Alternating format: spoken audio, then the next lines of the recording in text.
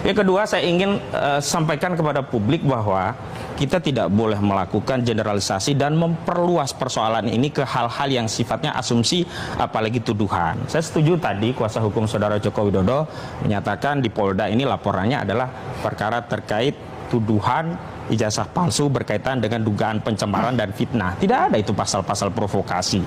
Sehingga hemat kami fokus saja pada apa yang sudah dilaporkan saudara Joko Widodo dan seputar itu saja. Tidak kemudian membangun narasi ingin menjatuhkan. Menjatuhkan siapa? Nggak ada presiden.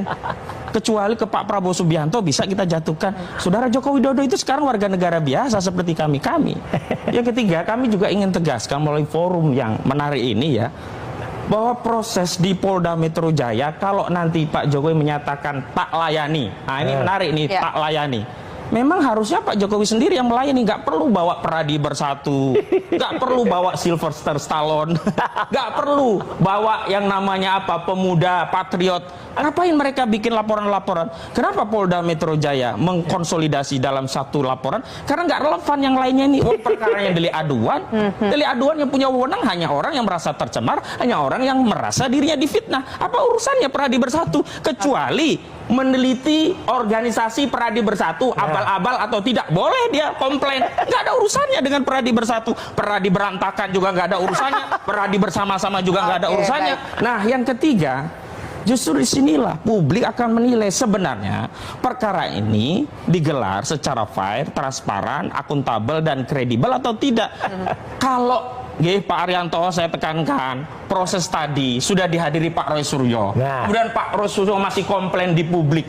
Boleh dikatakan Pak Suryo itu nyari-nyari celah, nyari-nyari kesalahan. Prosesnya tidak dilibatkan, dan apa yang dikomplain tadi adalah sesuatu barang yang digelar oleh media melalui Bareskrim Mabes Polri. Karena itu harusnya Pak Johandani Rajopuro mengundang kami, dan dalam konteks gelar perkara khusus berdasarkan Perkapolri nomor 9 2019 itulah, 6 2019 itulah, nanti akan ada proses yang sifatnya adil, equal, transparan, kredibel, dan akuntabel. Dan saya mengutip pernyataan Pak Listo Sigit Prabowo ya, yang kabarnya sebentar lagi akan diganti walau alam ya.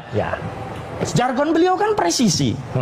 Untuk memastikan perkara ini presisi, beliau juga sering mengatakan, oh, penyelidikan itu harus dilakukan dengan pendekatan scientific crime investigation. Dan parameternya harus ada keterbukaan, ada ahli yang diundang, ada pihak yang dilibatkan. Beda loh kalau ini bukan perkara dari masyarakat, internal polisi melakukan penyelidikan, beda, kami tidak dilibatkan, tidak apa-apa. Ini kan perkara yang berasal dari masyarakat. Masyarakat yang mengadu kok tidak dilibatkan, ujuk-ujuk, kalau bahasanya